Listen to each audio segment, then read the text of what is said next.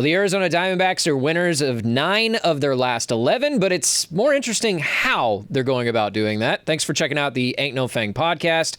I'm Steve Zinsmeister with Alex Weiner, who covers the team at ArizonaSports.com. So, Alex, like I mentioned, 9 of the last 11, certainly a turnaround from losing 9 in a row a couple of weeks ago is all it was. But really what interests me is how they have gone about doing it. In those 9 wins in the last almost 2 weeks, only 2 starting pitchers have actually accrued wins, and that's Zach Gallen and Merrill Kelly. All the other wins on those lists are guys who were pitching either short stints at the beginning of a game or a bullpen game here or there that somebody down the line gets it. I feel like the starting rotation is almost as insecure now as it's ever been, and yet the team is winning. Yeah, poor Brandon Pfaadt. I mean, the guy can't get a win. He's 0-6 still, and he throws 7 scoreless innings, and that happens to be one of the couple of games they end up losing in this whole thing. But yeah, no, his emergence has helped them a ton, sort of eat innings, and he's been very effective. We'll see him against Cincinnati Reds in a big series over the weekend. But you're right. You know, Gallen and Kelly have had to kind of shoulder a lot given where the rotation is. They're getting Zach Davies back this weekend, whom they hope will help solidify the back end. Depends what version. If they get something similar to last year's Zach Davies, that could be very helpful. If they get, Davies, who had really struggled to limit runs right before going on the injured list, it's a whole other story. But yeah, you're totally right. It's been a little bit more creative, and Torey Lovello has joked a few times that he's gotten criticized over the years for being too boring with his pitching, and now he's like, people are calling him a madman for how they're handling this whole thing. So he's got a kick out of that. But yeah, it's sort of a little bit been by necessity, but it's been working. And Slade Ciccone has helped a ton with that. The younger guys have helped a lot with that. Slade Ciccone giving them 5 innings the other day, 4 innings in his previous appearance. Bryce Jarvis giving them multiple innings in each of his appearances. So they've brought up guys to help with that. But you're right, it's been a lot of figuring it out, and I'm curious how long they'll keep this up now that Davies is back, and who knows, maybe Ryan Nelson will be at some point. Zach Davies on the year, a 7.38 ERA in 12 starts. That's the same number of starts that Pfaadt has now, by the way. Same sample size. Whip of 1.622. So Zach Davies, statistically, the worst pitcher in the Diamondbacks organization this year.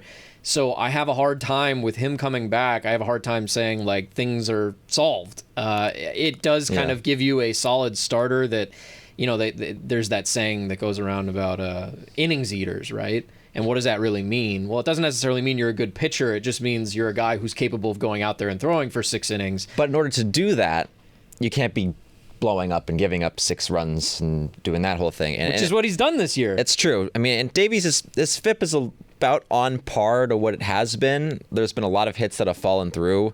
So it's not like he's actively been sort of getting crushed every single time necessarily. It hasn't been good. I'm not going to defend that. He's got an ERA of, a 7.38 for a reason. It's just, if they can find a way, now that he's been down for a while, recovering, finding a few things in Reno for 3 starts. He's at 3 rehab starts now. His last one was a little bit better.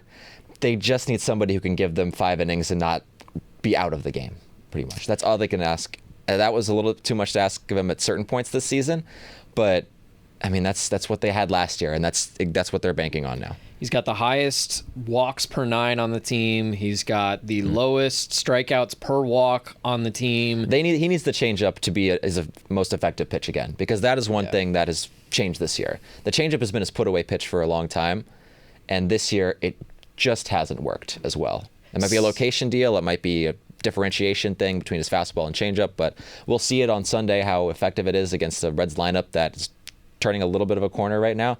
So we'll see. But that's the pitch that's going to be key for him getting back to at least being somebody who can eat you a few innings. What's the latest on Tommy Henry? Tommy Henry was placed on the 60-day IL.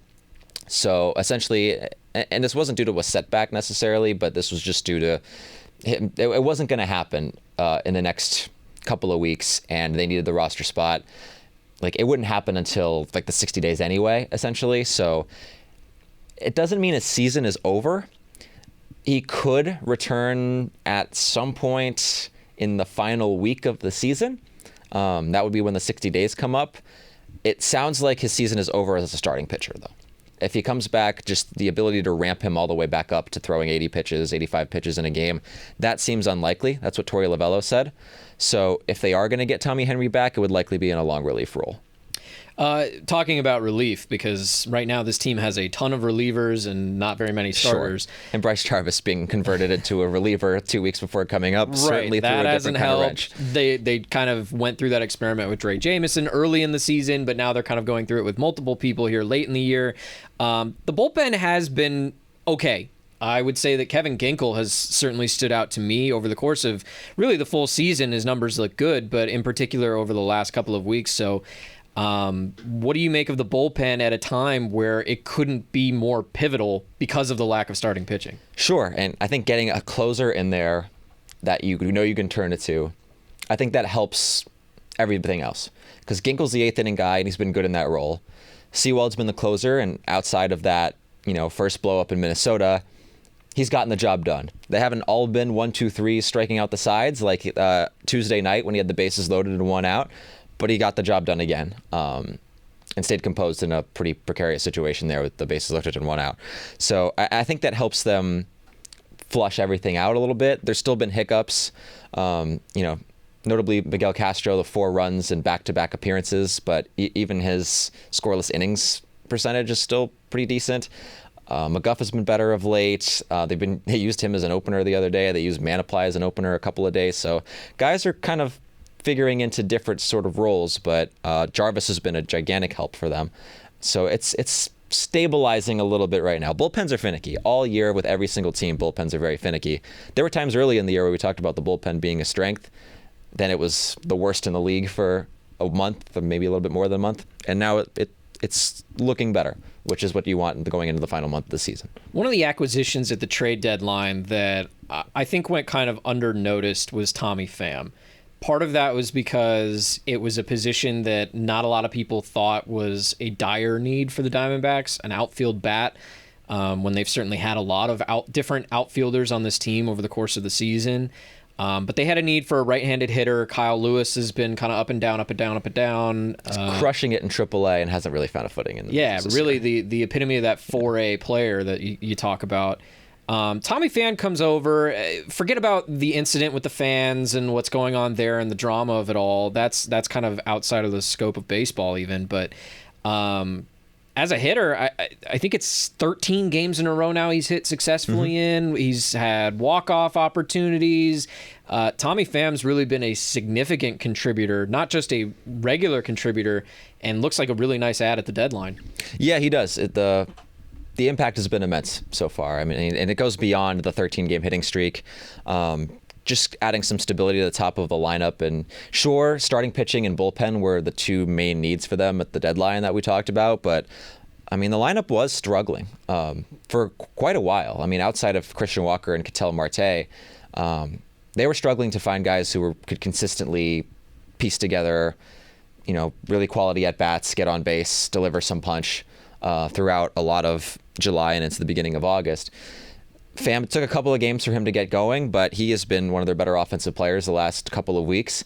And not only that, but in the clubhouse too. And Torey Lovullo has talked about this, how he's, players have kind of gone to him and he's been giving instruction. He gave an example about Corbin Carroll when he tried to bunt on a 3-0 count and going to him and saying, don't do that, pretty much. You're better than that. Exactly.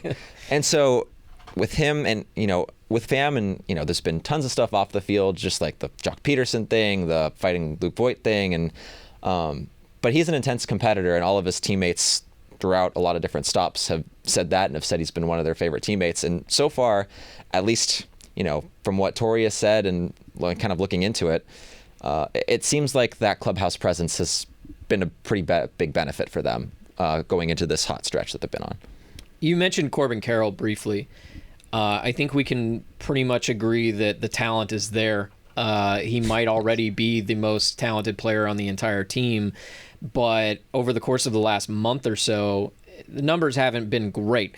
In the month of August, he's hitting .243, which isn't horrible. It's not horrendous, but it's not good. It's not the standard that he set early in the season. Yeah, the 77 WRC plus is more alarming there. I mean, zero home runs in the month of August, which means he's not driving guys in. He's only got 3 RBIs in the last 3 weeks. So it does appear that Corbin Carroll has kind of been waking up a bit. He's got multi-hit games in 3 of his last 4 games. The 4th one, by the way, was a game where he only got 1 at-bat, so I'm not exactly mad at him over that. So he may be waking up now. It's a very important time in the season. We're a week away from September.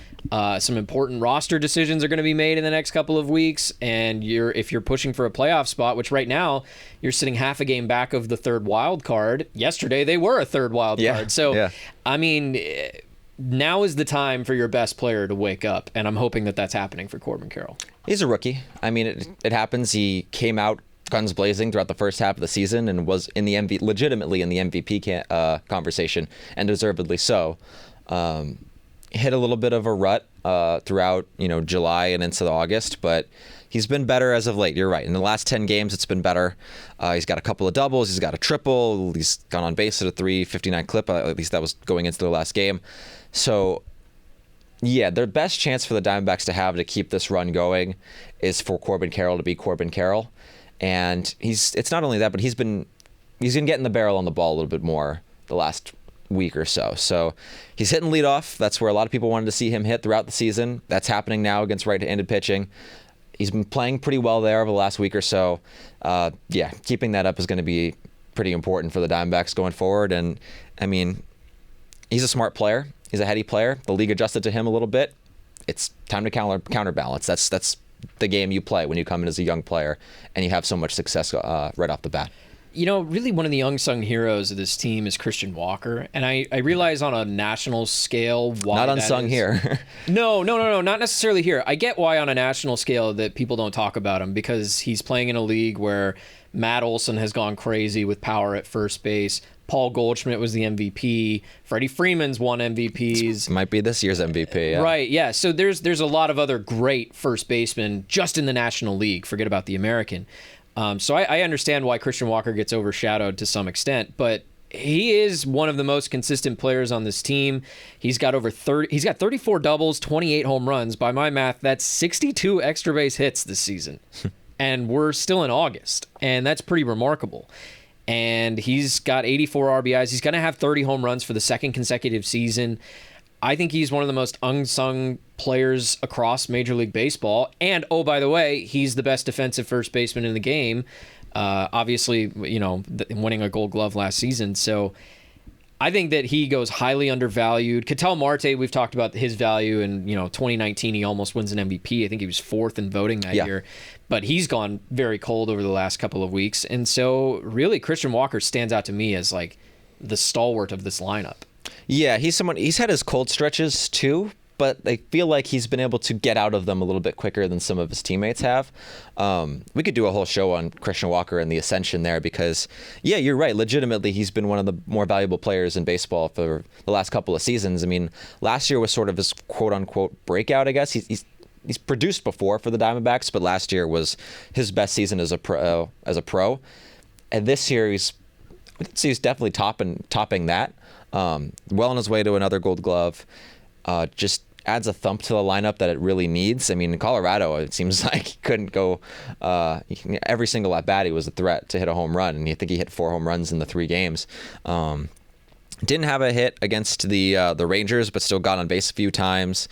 Throughout the entire month of August, he's been one of the better players in baseball. So, yeah, his value to the team is really, really critical. And you're right, it's not somebody who gets talked about on the same level that Corbin did when he started to set the world on fire earlier this season.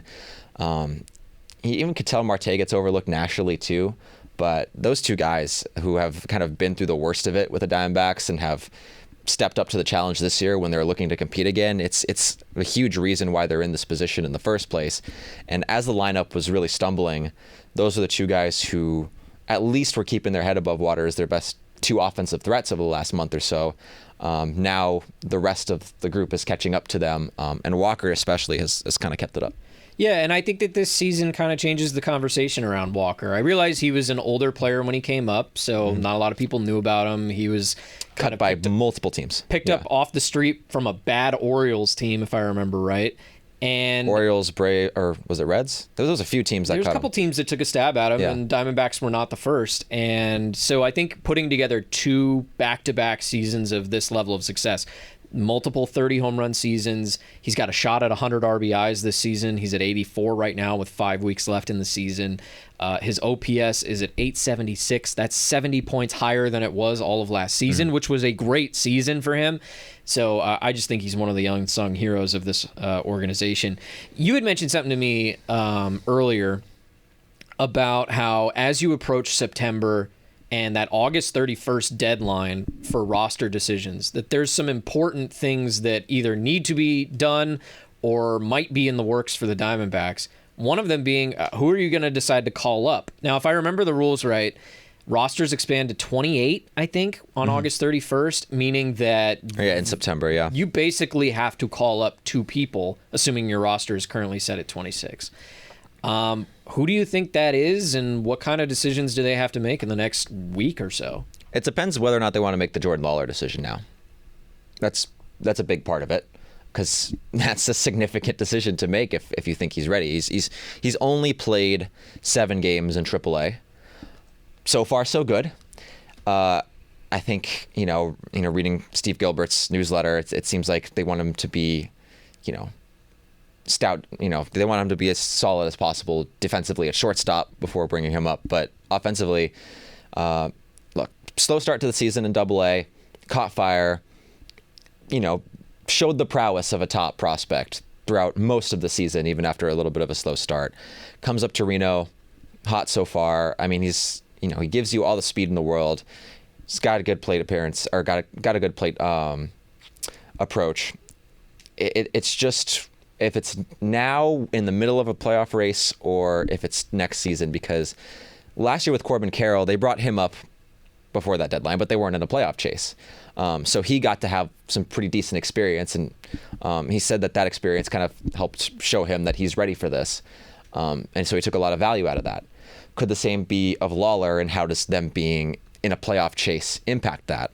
Or are they more likely to give Lawlar like every single day experience in AAA and then have him be a contender for the opening day roster? That's probably decision number 1, in my opinion, if you're going to do that. Geraldo Perdomo can play third base. Third base has been... Could Lawlar play third base? I guess down the road, but now he's playing shortstop. I don't think they're moving him off of shortstop now. Third base has been a position throughout the season that's been a little inconsistent. At times, Longoria got hot. Rojas never quite got there after a good start to the season, and now he's in Seattle and playing very well. Emmanuel Rivera got hot a couple of times, but now he's in AAA. They bring up Buddy Kennedy, who hasn't quite gotten going. Jace Peterson, since the trade, really hasn't gotten going offensively much at all. So, I mean, if that's a move that they make, if they feel like slide Perdomo to third, put Lawlar at short, that's their best lineup going forward, that's a decision to make. Another thing is, if they need help with the pitching, they have options on the 40-man roster to do that with. Ryan Nelson, like I mentioned, he's still in AAA. He could be somebody who re-enters the rotation at some point. Peter Strzelecki, we saw him for 1 game as the 27th man in a doubleheader. He's a reliever who can give you, a couple of innings if you need it. Tyler Gilbert, same thing. He's been up a little bit. Luis Frias was pitching very well until the last couple of appearances he had before going back down. So just if they want to help lengthen their pitching arsenal, they have options to do that. But we'll see whether or not they want to make the leap and bring up their top prospect for the final run. Can I make the argument for Lawlar? Go ahead. To call him up. And it doesn't have to happen today. It could be a week from now. It could be a week and a half from now, whatever the case may be. But I think... It can't really be a week and a half from now. Well, it needs to be before August 31st. The 31st. Yeah. Today is the 24th. Yeah, so I guess it's about a week. Here's my best argument. In 2013, the Boston Red Sox accidentally won the World Series. And I say accidentally because the plan was not to win then. The plan was to win down the road. They had a brand new regime, and they were trying to figure things out. One of the greatest draft classes they've ever had, which would then help them win the World Series in 2019, I think 18. it was. 18. Sorry, right after the Astros. Yeah, 18. But in 2013, they found themselves in this scenario where they went out and found a bunch of veterans who were kind of a hodgepodge of characters, and they threw them together, and something worked. But they had one position that wasn't working in 2013, and that was third base, which was Will Middlebrooks at the time. So what do they end up doing on August 20th, which is right around now at this point in the season? They call up a kid, Xander Bogaerts, who's a shortstop in their system, to play third base. Xander Bogaerts plays third base, plays pretty effectively, played some shortstop too in the playoffs, don't get me wrong. They end up winning the World Series. Now, I'm not saying that that's what would happen if the Diamondbacks called up Jordan Lawlar. Book it. Get your bets in. It's a lot different of a scenario. But what they did is they decided to call him up, whether he was ready or not. Yeah. He was the best player at either of those two positions, shortstop or third base. They had a shortstop. They needed a third baseman. They called up Xander Bogaerts. The rest is kind of history, as they say. Right. They win the World Series, and he ends up being a staple at shortstop for many years, and then he goes off and signs a massive contract to go play elsewhere. And I think that you're in a similar situation now where you're getting such bad production from third base, where it's the only position that the Diamondbacks have where their WAR is negative on the season, minus 1.0. Shortstop hasn't been great. Their WAR is 0.3, I believe. But like you mentioned, you've got Perdomo playing there. Nick Ahmed has basically been a hole at shortstop. I don't think that there's any reason that he needs to be playing over some of those other guys. I think that if you called Lawlar up, you could do what you suggested and move Perdomo to third. I think you could even play Lawlar at third a little bit. He's better than what they have at that position. Even if he's not ready now, he's better than what they have. And who was in the front office in 2013 with the Boston Red Sox when they made that decision? Mike Hazen and Ami El-Sadeh were both in Boston. I think that it's kind of the perfect parallel. Is he doesn't have to come up and light the world on fire. They don't have to win the World Series. Nobody expects them to. But could you call up a prospect who we all acknowledge is really, really good? Way better than the other options that they're throwing out there at third base. Call him up. See what he's got. Play him for a month. And you know what? If he struggles and you don't make the playoffs, so be it. You're right back where you were. Let's get to spring training and figure out if that kid can win a spot on the major league roster or not. He might be stuck in AAA for a little bit. But let's forget about the service time thing. Let's forget about all that and the development of it. The kid is better than any option they have on the team. Let's see what he can do. It's compelling. It's my argument. It's a compelling argument. They've seen it done before. Yeah, you're absolutely right. And, last year, it's different because it's a playoff chase. But, like I mentioned last year, Corbin was pretty good for them when he came up. And then he started off amazing for them and helped them get to where they were as far as leading the division after that. And that experience helped. Could it be kind of similar? Lawlar came up to AAA later than Corbin did last year. So that's a little bit different. Again, he's only been there a week.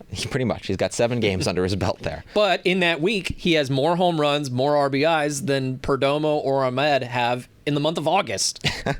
Not combined, but separately. I mean, it would just kill me to be sitting there in late September if they don't do this and they don't have a playoff spot and they're out of it in late September or early October.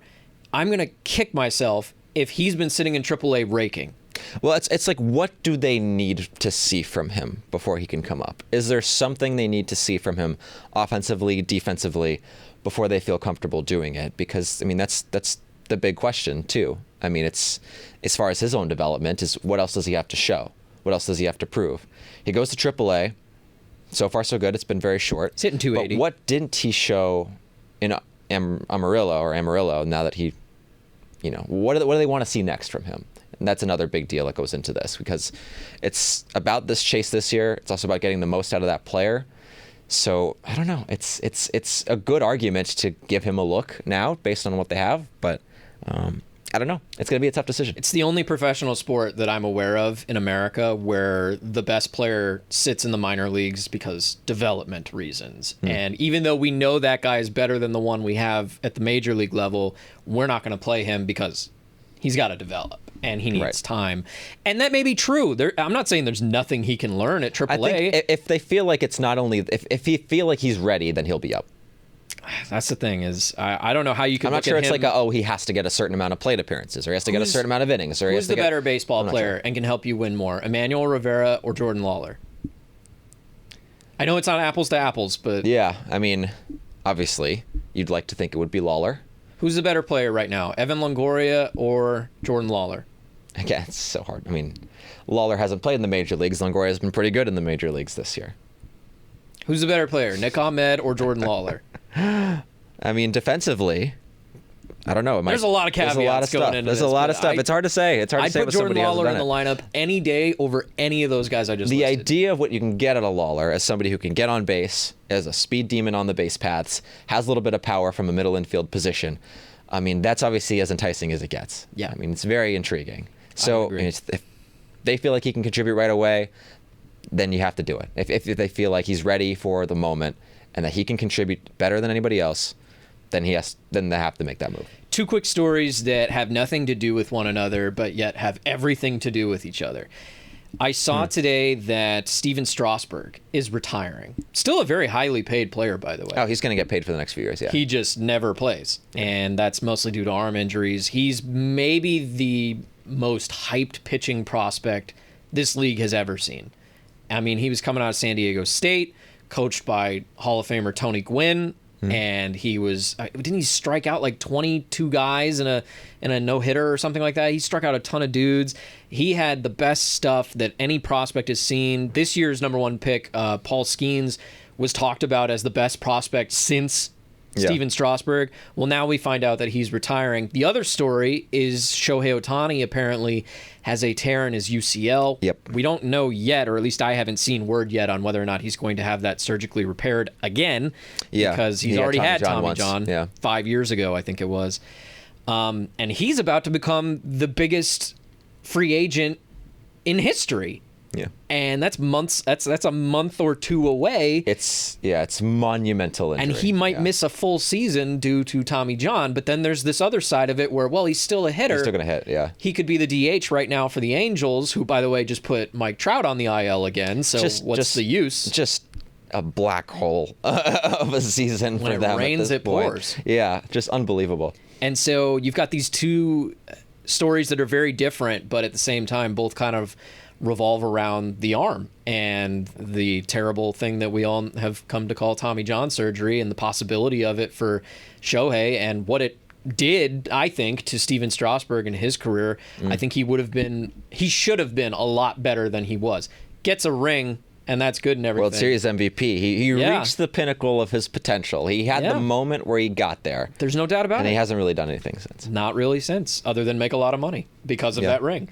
But I just found that very interesting that the two of the biggest stories in baseball today are both arm injury related, tangential to that. And would you consider Strasburg's career a success? Yeah.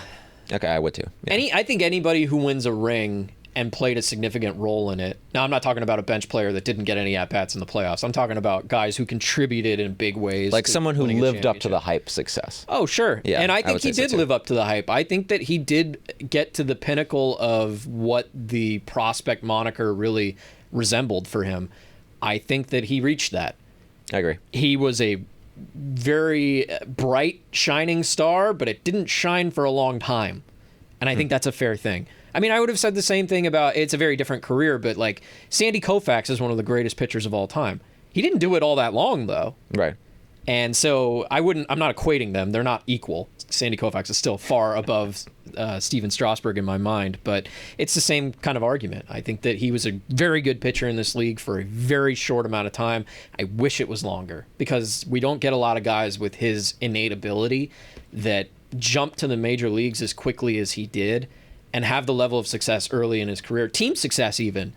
So yeah, I'm sad to see Steven Strasburg have to retire because of injury. Yeah, just to put a bow on Strasburg, it's just 2012 to 2019, he had a 3.21 ERA, 3.03 FIP. He was an All-Star 3 times. He was top 5 in the Cy Young twice, and he won the MVP of the World Series. So it's a heck of a prime. It makes me think of a Diamondback. It makes me think of Brandon Webb. Brandon Webb didn't win a title, but, and he certainly won the Cy Young Award, which I guess is different from Strasburg, but they both... Strasburg pitched significantly longer than Brandon Webb in the major leagues. True. Okay, yeah. Like significantly. Yeah. And we think of like Strasburg as, oh, what if he didn't get hurt? Like what could have his, would he be in the Hall of Fame if he never got hurt? I mean, even he pitched a lot more games than Brandon Webb did, unfortunately. given how good Brandon Webb was when he was really humming for the Diamondbacks in the late 2000s. Just to kind of wrap things up, the Diamondbacks, even though they've won 4 in a row, even though they've won 9 of their last 11, they get 4-game stint against the Cincinnati Reds at Chase Field this week. Huge series. Yeah, no, it's big from a standings standpoint. That's a very big deal. From tiebreaker standpoint. Yes, I was going to say an Elly De La Cruz standpoint. I think a lot of fans are going to want to go to the ballpark just to see what he's all about. A Corbin Carroll bobblehead standpoint, or Zach Davies is pitching going to be pitching in front of probably 40,000. Can you get me one of those? How does that work? I can ask. I could always ask. Got to get one for the to put in between us or something like that. Yeah, that'd be good. So Cincinnati, 4 games to prove yourself against another team that's right in the thick of things. Yeah. We'll see how the Diamondbacks do over the weekend. We want to thank all of you for checking out the podcast this week. For Alex Weiner, who covers the team at Arizona Sports, I'm Steve Zinsmeister. Thanks for checking out the Ain't No Fang podcast here at Arizona Sports.